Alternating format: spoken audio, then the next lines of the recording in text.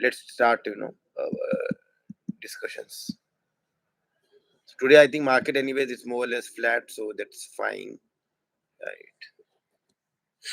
And I think Isha wanted to discuss on the basic strategies, like that, right? Correct me, Isha.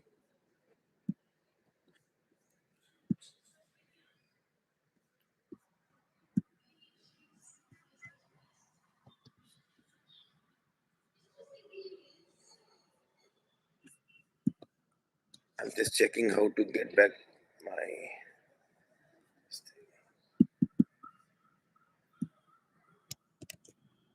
Yeah. Okay. So let's go one by one. All the comments. I'll go over the comments. So and then we'll take one by one. Okay. So now, like Yeshab, I think your question is basically how do we take it up and the basic of options, right? So I think let's understand, where we stand. Basically, options we know like what it is, right? Basically, we are an option seller. Okay. Now, what's an option seller? Right. So in basic terms, I would say an option seller is nothing like, you might be knowing an insurance company, right? Where basically we go and buy an insurance for your vehicle, right? So what happens there? We pay some money to them. We call it as a premium, and once we pay that premium, the insurance company will give us some insurance based on the IDV and all. So they will give us insurance, and there's a time period also is there, like for 1 year, for example, right? So for 1 year, if anything happens to any damage happens to a vehicle, so that insurance company will be able to pay us the money, the equivalent to the IDV value, right? So that's how insurance works basically, right? Same way in option selling is the same thing, where we collect premium, and based on the event, we have to pay some money to them. And if that event doesn't happens, then we get the whole premium. Like for example, in the whole year, if you are not claiming anything in the insurance, right? If there's no damage and we are not paying anything there, right? But there's no accident, nothing happens like that. Then what happens after 1 year? Whatever the premium we have paid, that goes, right, and we don't get anything return out of it, right? Same thing happens in the options also, right? I'm talking about the option selling business, right? So here what happens is we get some premium, and there would be some event will be there, and the event is depending on the option types, right? Option types can be PEC or whatever, right? So basically we can go long on a stock, we can go short on a stock. It can be anything basically, right, depending on our views, right? So basically uh, people know, mostly I assume, right, we all know what is uh, buying, option buying, right? So basically, in option buying world, what happens is uh, you buy a call when you're bullish, you sell a put when you're bearish, right? That's how it happens, right? That's how it happens, right? So here, what happens is we are opposite. When I say we are opposite, basically what does it means is uh, in option selling, whatever option buyer thinks, we have to work opposite, right? So whenever we are bullish, we'll sell a put, right? In option buying, what you do when you're bullish, you buy a call, right? Here, since we are selling, so we'll sell a put. Okay. Whenever you're bullish on a stock, whenever you're bearish on a stock, you will do other way. Basically, you will sell a call. Okay. So basically, in case anyone is comfortable in option buying, right? So in option selling, it's just opposite. You sell. If in option buying you're doing P, here you will do in C in selling. And in option buying, if suppose you are doing P, so here you will do C, and if in option buying you're doing P, C, you will do P here. P here. So let's take an example of a stock, right? Then I think it will become more comfortable. Okay, let's take an example of today's stock, right? Where we think the stock is good, right? Or let's take today's trade, which I have done, for example. Mm, Today, Gale is down. I don't know why. Okay, cool. Anyways, I don't think we have positions in Gale. None of our accounts has positions in Gale. Let me check.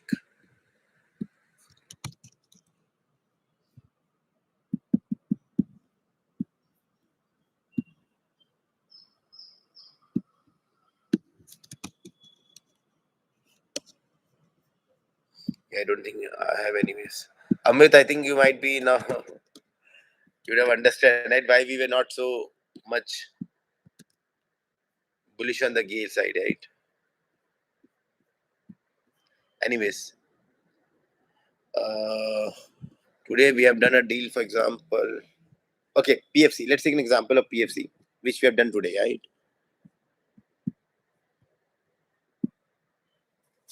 So PFC is currently trading at PFC is trading at 380. I think Gale results. I think the comment was Gale lower than increased. Gale results were already out, right?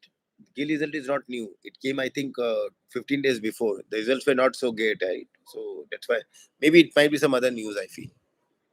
Anyways, coming back, like for example, today I have sold a PE of say.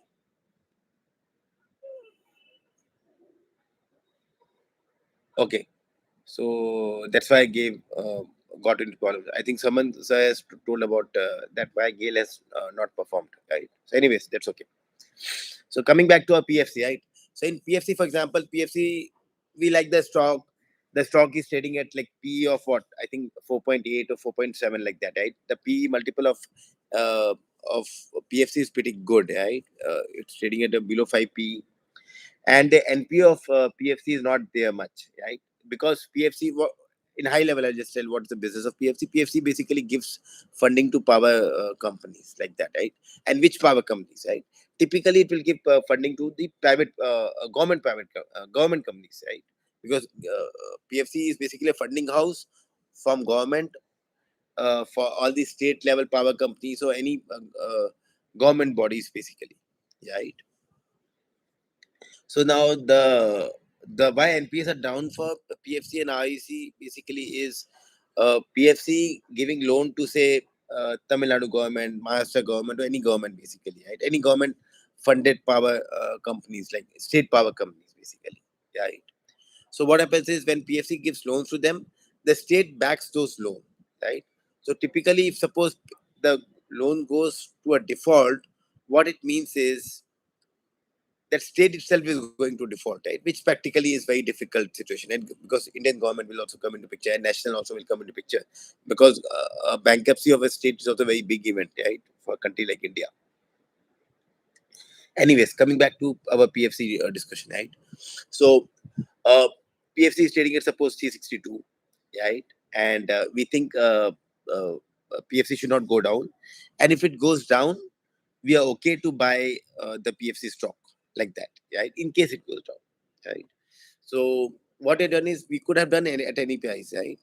Now suppose PFC is going at 364 or whatever, 360 suppose, right? So what does it means is there's a concept at the money, in the money, and out of the money. Okay, for P, for P, if the price is whenever the whatever the price is, suppose 360 is the price and 360 is the strike, right? So that is known as at the money. So for P or C, both this is the same, at the money, right? But for P, what will be the in the money and out of the money? In the money for P will be if you buy or if you sell a basically 370 P of say PFC. So that will become in the money. Why it is in the money? Because the strike price is 370 and the price is below that. That means there is some intrinsic value is there. In this case, suppose 10 rupees is intrinsic value. So you are selling, you will mostly sell at a higher price than 10 only, right? Because intrinsic value itself is 10 and there is a whole December month to go, 1 month to go. So it will be trading more than 10 rupees, right? So that will be in the money. So typically in the world which we live or I live, I would say, we will be selling because we are not taking high risk. So we'll be selling mostly out of the money. What does out of the money means here is uh, suppose 360 is the price, we are selling say 350p. So what does it mean is 350p. That means if the price goes below 350, okay, then only this PFC contract which we have done, 350p contract which we have done is valid. Else, if the price is above 350, then that contract will become void at the end of now December, right? So in this case, we are selling a P of uh, PFC for 350.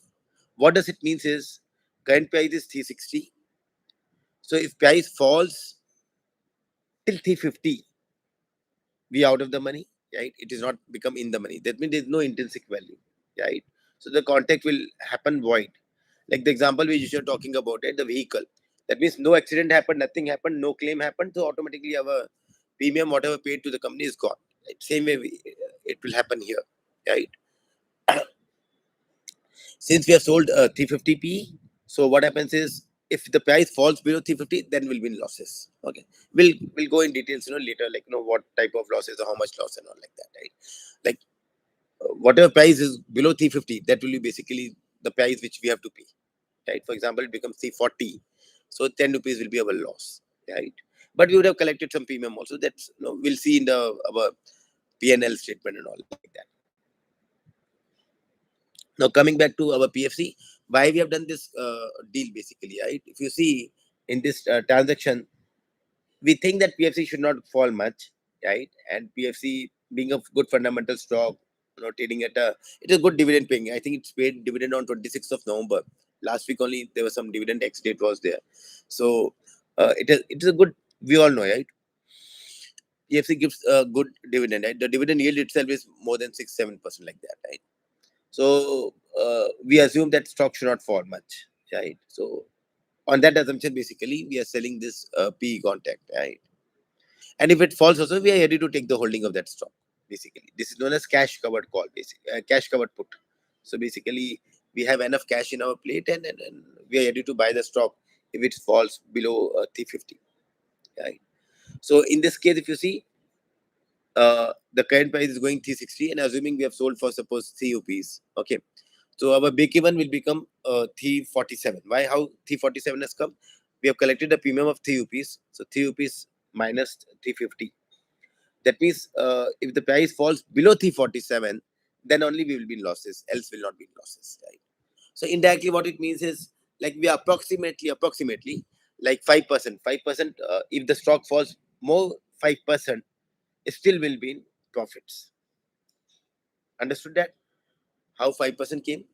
Because assuming the price is like 362 or whatever like that, and 5% of 360 is like 18 rupees. So till that time 18 rupees, like we'll be like more or less no profit, no loss like that, right? If it falls below, then we have again different strategies, firefighting, and there's so many other strategies are there, to handle the situation, because we are doing only one leg, right? We are not doing hedging here as of now. Our hedging is what now? If you see, our second leg is nothing. If you see, our cash is our second leg. That's why we are calling it as a cash covered put, right? We are not doing any hedging, right? We can do hedging. Hedging is anyways a different topic altogether, right? Where we sell a call and we'll do straddle, strangle, and all those stuff like that, right? So, what is the margin required for this transaction which you are doing? Approximately, I think it was 70 or 80,000 rupees margin was there, right? And what is the return? I think PFC contract size is 1300 or 1350. And if you're collecting suppose 3 or 4 points premium, right? So we are getting approximately 4,000 rupees premium, right? So the margin collected was around 80,000, 70, 80,000, and the premium which we are receiving now is around 4-5,000 rupees. So basically we are getting 5% of our margin which is there, right? Which is blocked. So, and this contract will expire in December month, right? So what is our yield?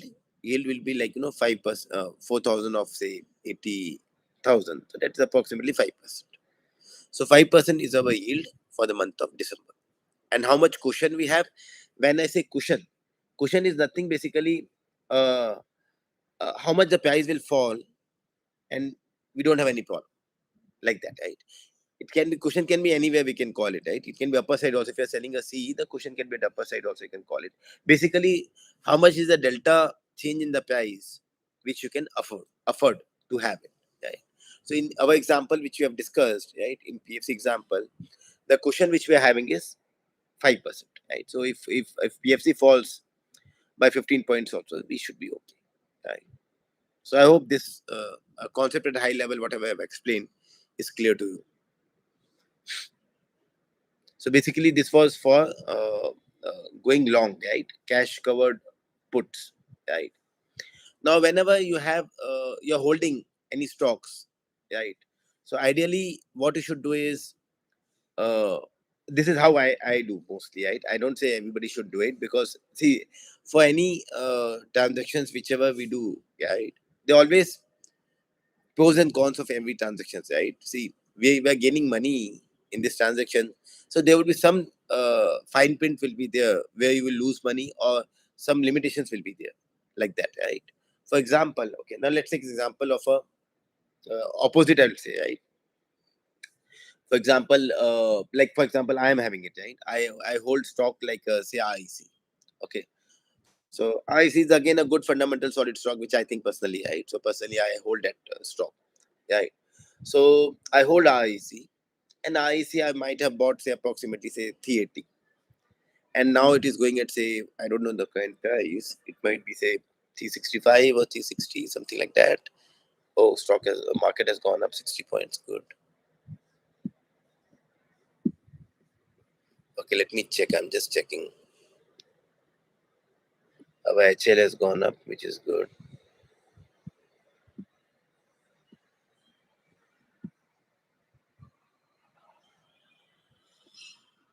Okay, so IEC also is down. So I is trading at say 360.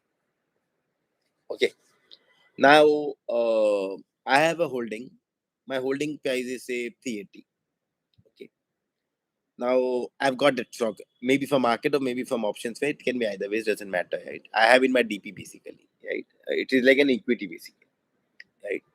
The only thing which we need to remember or know is basically, the counting. So, for example, I think IC contact size is what, 1250 or something like that, 1350 or 1250 maybe, right? So, whatever the contact size is there, right, that you can see it, we call it a lot, right? Typically, in options world or in the futures world, you buy or sell anything in lots, right? Lot is nothing but like a group or batch or whatever you call it, right? Like you might be seen in medical, whatever, right? They say lot and all like that, right? Same way here. So the lot here is basically of IEC, say for example, is 1350. So what I'll be doing is I'll buy IEC. Okay, I think 1275. Okay, so let's be precise. Okay, 1275 is the lot size for say IEC. Okay, so what we will do is, if suppose I have a holding of IEC of say minimum quantity is say 1275. So now assume like I have say 1275 holding, and I bought it from market say at 380, and the current market is 360. Now think about it, what happens? See, let's be practical, right? What happens typically? Either IC can go below 360, also it can become 350, it can become 340, or it can go upwards, right?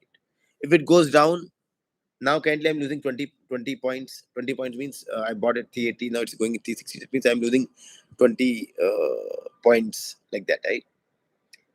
20 rupees, you can call it in your world. Now, what if suppose it goes to 340, 350, whatever, right? Below 360. Whatever prices it goes down, I lose money there, right? My holding value decreases by that much amount, right? So what I'll be doing is, and if it goes up, for example, right? If it goes 370, 380, it becomes 390, right? So the more it goes up, I'll gain that money, right? If I sell the holding, right? So in this case, since my buying price was 380, ICE is going less now, whatever. Technically, it's weak and all, like whatever things can be there. And I assume that, okay, even if I get out at 385, also I'm happy, like that. Suppose I assume 380 is enough for me. I want to just get out of that stock, right? I don't want to hold it, right? Because I'm in losses, or I want to recover my losses, or I want to reduce my losses, right? There can be multiple thoughts behind this, right? So for my personally, I have a thoughts like, I don't want to lose money. Even if I don't gain money, I'm okay with that. I want that my stocks which I'm holding should give me a monthly return. That's a philosophy which I have, right? So I have already, as I think most of you know, like I've taken retirement, so I want a monthly income should be there for whatever the expenses we do, right? So we need to earn money for that, right? So, and dividend comes once in a year, whatever, quarterly or half yearly, like that, right? Or annually, like that. So I cannot wait for dividend for the stock to give, and that too on the mercy of the company to give that dividend to me, and like that, right? So and that dividend also lesser if you see. So in this case, what I'll do is, okay, I will be selling a TAT call. Okay, please understand what I'm saying. TAT call. Now, why I'm selling TAT? That's my first question, right? I'm selling TAT because I've got my buying price was TAT. So I'm okay to sell that IEC stock above TAT, but not below TAT. Fear, because as a human being, as a person, my human psychology, right? We don't want to be in losses. So I'm selling above TAT, a strike at TAT. Okay, I sold a call. When I'm selling it, the call, what does it mean? I'll get some premium, right? Maybe suppose I think it was trading yesterday at 3 rupees or something. Yesterday I've sold also, I think. Yeah. So I sold, suppose, for example, at 3 rupees. Okay. What does it mean? So I've got 3 rupees as a premium for the December month contract. Okay. Now, what will happen to the stock? Either two things can happen: stock goes down or stays here or goes up. Something like that will happen, right? It stays here, no problem. Let it stay here. See, staying here or going down is more or less same from our options, this contract point of view. Because our contract was 380, the strike price was 380 for this call. So if price goes below 380, what happens? This contract will become void. Okay, so the 3 rupees which I have collected will become mine, and that too by December end. Okay. Now, what if the price goes above 380? Suppose it goes to 390. Okay. So there, what happens is I've collected 3 rupees premium. I have collected, right? So that will be my premium, and since it has gone above 380, the price has gone above my lot or what are the holdings I'm holding. Okay, that will reduce by 1275. Means NSE or BSE, they will take that 1275 holding from my account. It is basically in that context I have told, right, that I'll sell it at 380 price. That's how the call selling means. What does call selling means? Basically, since you are selling a 380 call, 380 is a strike basically. And when you're selling a 380 strike at premium 3, what it means is if the price goes above 380, you will give the holdings. That is typically in India. Basically, we have a concept of compulsory delivery. So compulsory delivery for equity market. So compulsory delivery means you will let the holdings go. Okay. Now, if that happens, suppose 380, the price is above 380. So indirectly, what happens is, we have sold the stock above 380. Now, if you see from my perspective, I'm happy, right? Why I'm happy? Because I've got 3 rupees premium which I've collected, and my holding have become profitable now, and I've got the cash also in my holdings in my bank account, right? So I'm happy, and like this I can do every month.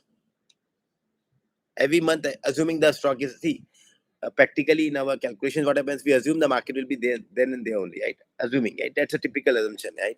The market stands there, and then until some event is there, a market will go very slowly up, depending on our zero coupon bond, whatever the interest rate going up to that much extent, the market will go up, right? Typically, that is how it happens, right?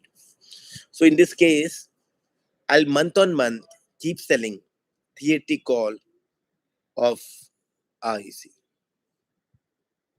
Now I'll keep collecting that 4-5,000 rupees every month. And like this, I can do for a number of stocks which I'm bullish or I think they cannot go down. I'll buy the holding and I can sell it. Okay. So this is basically known as cash covered call. Sorry, this is stock covered call. So we don't use the word cash here. We use just covered call. Okay. This is a covered call. Why it's covered call? Because I have that holding in my holdings. Right. I have the stock in my holdings and I'm selling a 380C. So this is a covered call. So there is a zero risk in this. Actually, zero risk. Because whatever the risk you're having it now, that risk is anyways you have it in your holdings also, right? Because you have already bought REC. I'm talking about the people who have, when they buy a stock, right? So suppose I bought REC at CAT. What does it mean? I've already taken a risk, right? That if price goes to zero also, REC, I lose at 380 points, right? So that risk is always there, right?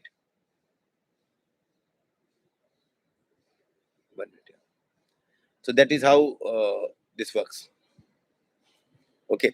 So this is basically call selling. And put selling, normally you will sell a put when you have cash in your hand. So that's why we call there as a cash covered put, right? So when you have cash in your hand, or whichever stocks are bullish, you can sell a put. And call selling, ideally, I don't recommend beginners to do a call selling. If they have the holding, they can do a call selling.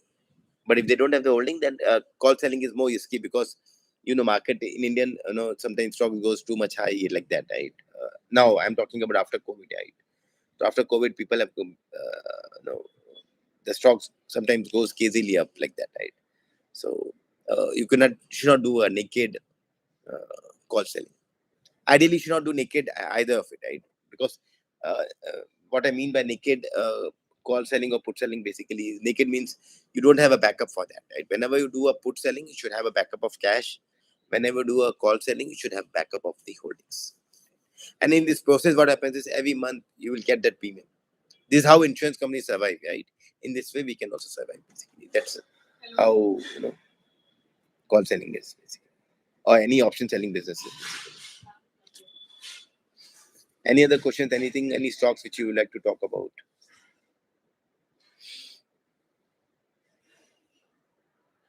I know I've told in very you can ask specific questions or specific doubts in this, right? So that I can give more insights on that, basically.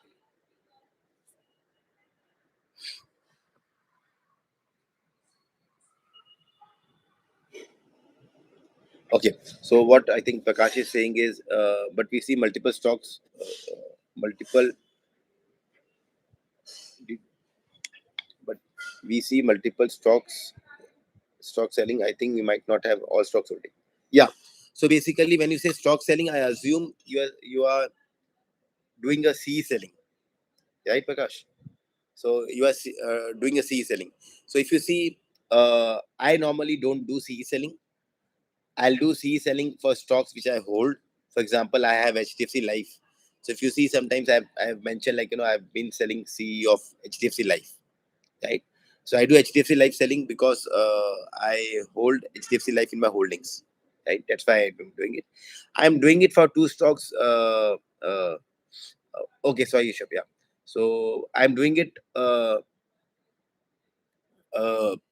C selling of, say, I think some couple of days back I did for BSC, and what else? I think one was BSC, one was Indigo. Yeah, BSC and Indigo. Yeah. So why I'm doing those is basically, see, I feel BSC valuation is too high, and the moment BSC starts earning big money and all, uh, our SEBI and all will come into picture, and they don't want India to do too much trading and all, right? People should do less trading, and how BSC earns money is from trading, right? So that's why I feel, that BSC price should not go too much up, right? But I'll always have cushion, right? So I'll have cushion of, say, 5 to 10%. That means if by 5 to 10% the stock goes up, also I'll not lose, right? And the same thing I'm doing it for Indigo also. Indigo is trading at high P, and I think airlines business is not that great business, right, to be in it. I know Indigo is a monopoly in India, but still I feel there's India customers are price sensitive and all, and there's too much regulation in the aviation industry. So Indigo should not have too much profits, or should not go too much up, I would say, right? So that's why I'm doing C selling. I'm shorting, you can say, in other words, right? I'm C selling of Indigo and BSC, but I have a cushion of, like, 5-10% in that. Even if it goes by that much, I'll not be losing money in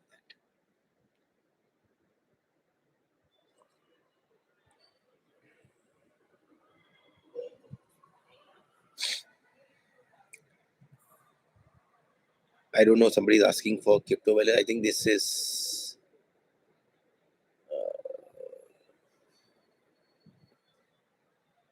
okay. I think that the user is bot. So I'll just remove that user.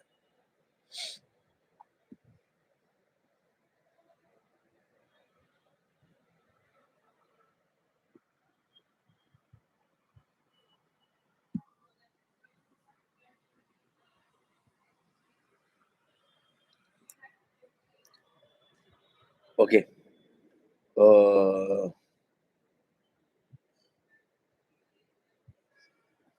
okay. So yes, Rishabh, if you see in our group or whatever in my learning classes or whatever we do, right?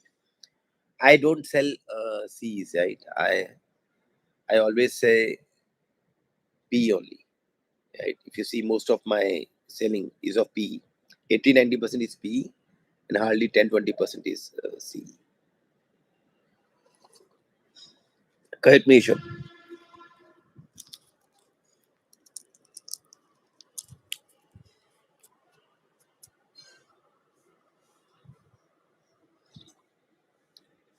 Okay. So okay, cool. So I think what else is there? Hi, good morning, Gopal. Yeah. So for P selling, typically see, I first thing is you should consult your financial advisor. To I can tell you how it works, but which exactly stock or you have to do that. I think you should have your own conscious decision. Yeah. But anyways, coming back, how it should do, how a person should do a P selling, right?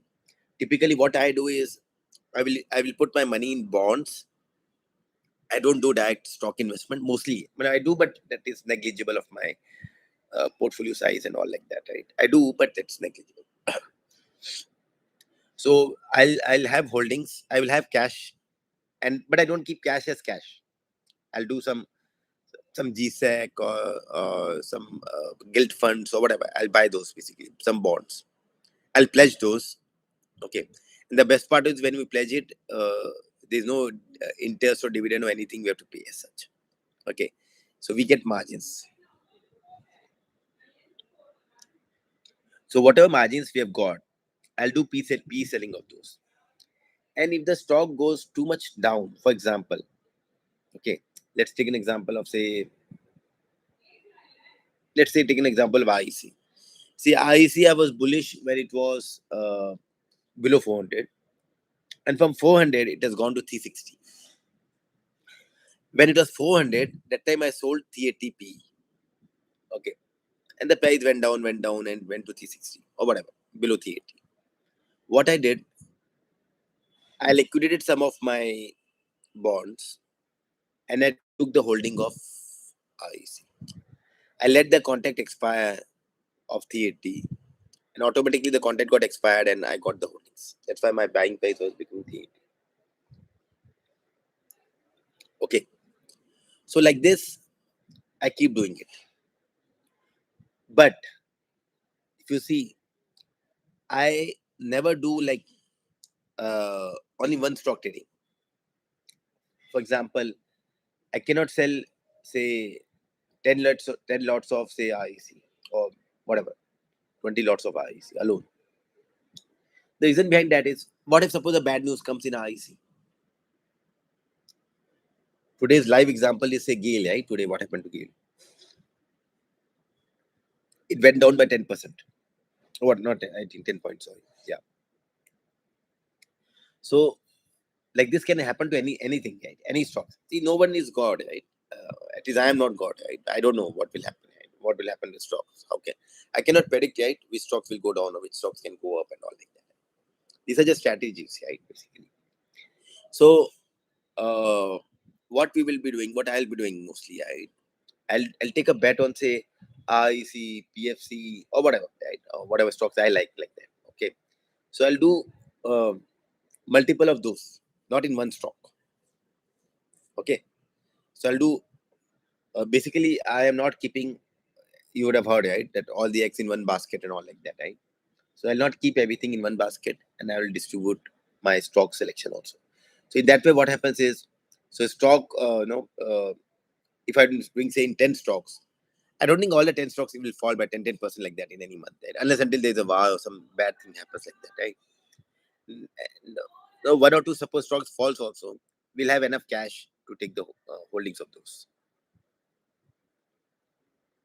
right? So that's why if you see, sometimes you would have seen it. I might be so much bullish on say uh, say Infosys, right? Last one, Infosys, I think declared buyback and all those stuff like that, right? And Infosys was very good stock. It has gone down too much, right? 30-40% below its 52-week high, trading at 20 PE and all like that, right? Though I was so much bullish on Infosys, but it doesn't mean that I'll sell all my margins and utilize entire margins and sell Infosys PE on. Okay, I distributed it into multiple companies. Infosys, I did maybe 2-3 lots or whatever, but I cannot do everything in one stock like that because market is unpredictable. Anything can happen. Any stock can go up or down by 10-20% like that, right, in a month. So we should be prepared for those situations, right?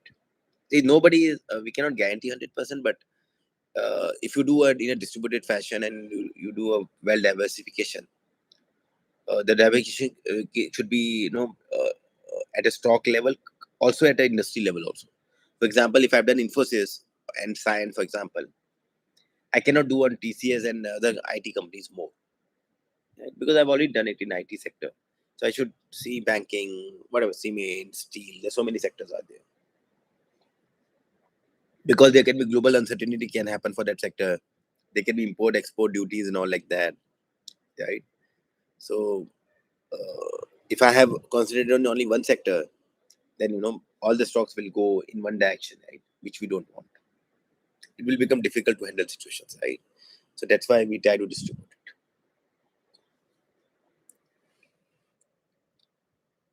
I hope that is clear, Isha.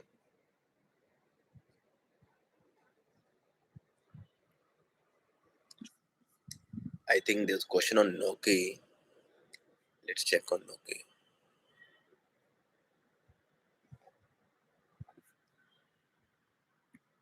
1 minute, I'm just checking Nokia. I'm opening Nokia.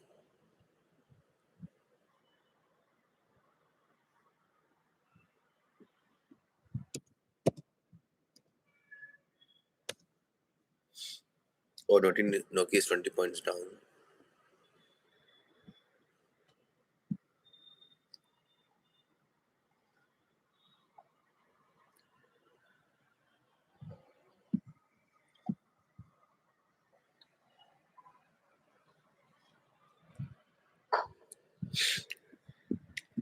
Now, suppose Nokia is 20 points down. Okay, I think someone asked that, right? So, and you think Nokia is already 20 percentage down from its 52-week high. Nokia is profitable. It has become profitable company, and it has a monopoly in its own business, right? Because I feel Nokia and Monster, Nokia is way ahead than Monster like that, right? So from that perspective, I feel Nokia is like a because the difference between number one and number two is too high. So that's the reason I'm saying that.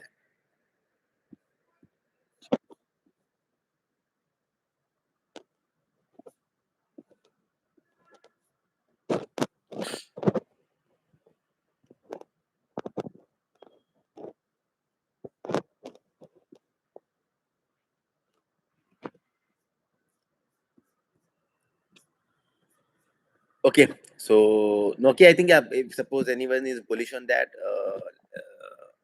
we can, let me check what its good premium. I think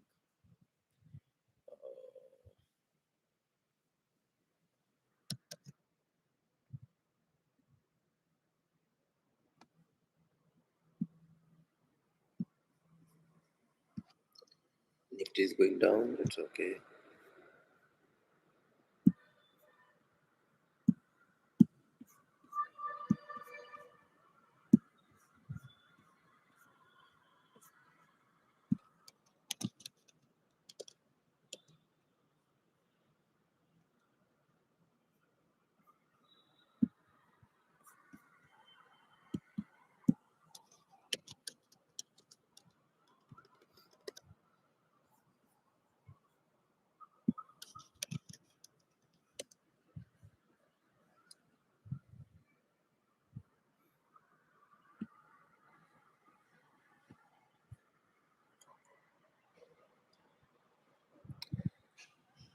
$13.20. Suppose if you go for some say 5% of 13.20 is what? approximately 65, 70, so 1240, 1220.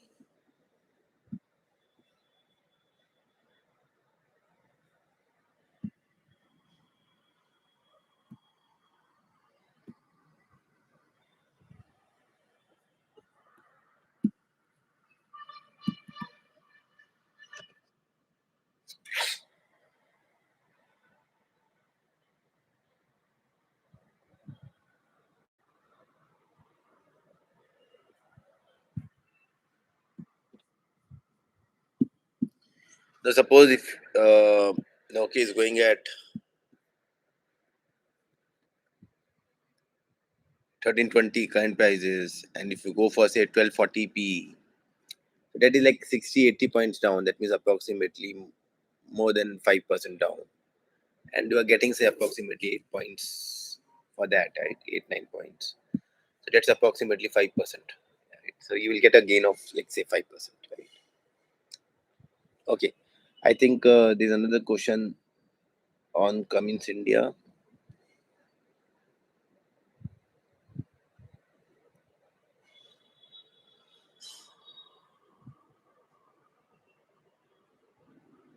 Okay. What is rollover? Okay. Rollover is nothing, basically continuing your position, right? Because see, in India, we have a contract which are like monthly. When I say monthly means we do have a contract for next month and far away month, right? We say near month, far month, and something like that, right? Current month, like that, right? Current, near, and far. 3 months we have, right? See, in India, the problem is the liquidity, right? In the US, if you want to go for Tesla or any company like that, right? You can buy it for December 25, December 26, and all those stuff like that. Right? When I say December means next 6 months, right? You can do March and June 26 like that. So in India, we have mostly the liquidity is for the current contract. So typically, for example, let's take an example of what we took. Right? Say REC. I'm holding REC. We discussed, right? I'm holding REC in my holdings in my DP, and my buying price was 380, and it is going at 360. Okay. Now what happens? I've collected 3 rupees premium. Now let's assume a December month has happened, and we are sitting on the December month end. Okay. So when you're sitting on a December month end, this contract will become zero, and this might have become 3 rupees will become like depending IC. Suppose this same price, C60, C70, like that. So that contract will become 10 paisa, 5 paisa, whatever, like that, right? So that means you have sold it, so you will gain that 3 rupees. Like that. So what we will do is we will buy this position of December. Why I'm saying buy this position that time? Because you have sold now, and at the December month end you will buy this position. That means this contract has closed, right? And then you will sell a new contract for say 380 strike only for January month. Okay. So basically what you're doing in short, you're exiting December month and you're initiating January month. So basically you're moving from this month to next month. Okay. That is nothing but rollover. Okay. So for stocks, typically rollover means next month you will do. You will close the holding for this month and you will get a new position for the next month. Same size, everything same. That is typically a rollover means. Okay. Now for Nifty, typically people who play in the weekly, they they will call it as a rollover as a next week. Okay. Now I think this week is what, third is the expiry or whatever, right? So they will roll it over to 9th, like that. Okay. So basically you will close the contract and you will create the same contract for next month. You will buy one and sell the another. Okay. What the advantage of this is? Now in this, what happens is whenever I'm buying that for the current month, typically for suppose RECI, if suppose the REC price is suppose 360 only. Okay. At the month end, this CUPs would have become 10 paisa or something like that, right? 5, 10 paisa. So I'll buy it at the 10, 20 paisa and then sell again the January month. That time will be like 3 rupees or so. Whatever we have got for December month, same thing we'll get it for January month also. Assuming the price is 360. If the price becomes 370, that 3 rupees might become 5 rupees also. Right. So that's the advantage. This is how we keep rolling forward. If you see, I've been saying, or many times you would have seen, what I do is I have HDFC Life. I don't let my holdings go, even if the price of HDFC Life is suppose 360, sorry, 750, 760, whatever. So what I do is I close my current position and I'll sell next month's position. And in that process, I'll buy it at X price and then I'll sell it X plus 10 rupees or 10 points like that, right? That 10 points is my gain, right? Every month. And that is enough, right? Because if you see, if you get 5-10 points, that will be approximately like 5% to 10% of your capital deployed. And 5 to 10% is typically a good amount, right? Because if you have a good capital, and option selling is people normally, who have higher capital. So for them, this 5 to 10% is pretty good, I feel. And that's a consistent monthly income. Because this works for people, who wants monthly income. So for them, this works way good. Anyways, now next question is Cummins India. Okay.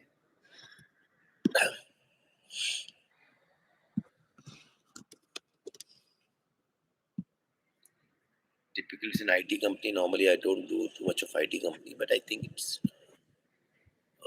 it is in power systems. Okay. But your Cummins Indium is this one. Okay, got it. Sorry. Power distribution engines and all like that. Okay.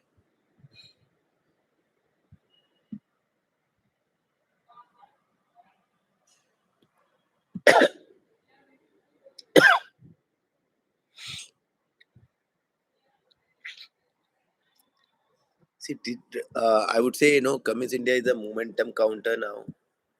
And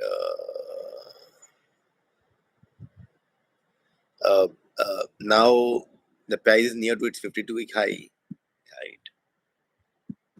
So for me, at least, I don't buy such stocks basically, which are though it's trading. The books are very good. Financially, quarterly numbers, I think it's going up by 30%. Annual numbers are going by 20-30% high. Right? Net profits I'm talking about. Right? So the bottom line is good basically, and it is going decently good also. But on the other side, it is valued also as per that. Right? If you see, it's trading at a PE multiple of a 50 plus. Right? So if it is trading at a 50 plus, that means it is good, I would say. But, yeah.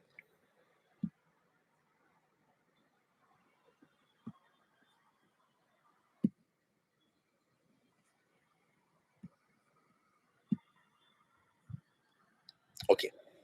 So Cummins is basically highly this thing, right? P is high, so the profit is going good percentage high, right? Profit is going by 30-40% up. But on the other side, P multiple is also like that, right? So typically, I don't invest in stocks which are like highly P or which are near to its 52-week high. It is already given up a good run up is already given, right? So typically, I stay away from such stocks, but I leave it to you how you think. But yeah, stock is fairly valued, I would say, right, from valuation perspective. If you think that that products will sell more and whatever it is advantage, the order book is too high, the profits will double up from here, then you can always take a bet on that, right? If you have those views in place, right? Yeah. Any other questions? Anything?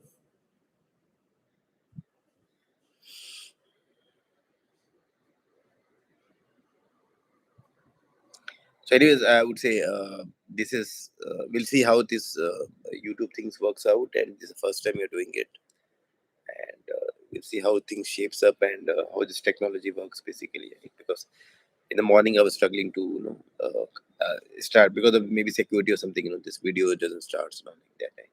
You have to give privilege access to video and all the stuff like that. Right? So I think that was one of the issue, and I think uh, we'll see how we can make it more interactive because this is like a one-way communication like that. Right? So uh, it becomes a bit difficult, right, to explain things and all like one-way communication. So, but yeah, I can see your messages. So what's going on? Yeah. What else? Any questions? Anything?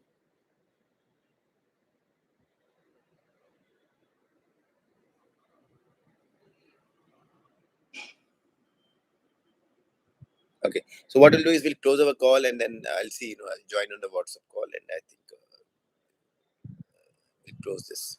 I don't want YouTube videos to be very big and all, because then it becomes difficult for any other members later, to see and go over those videos. Because one hour video is too much. We'll try to restrict the time to 30 minutes or so for you. Yeah. Thank you guys. Take care. Bye.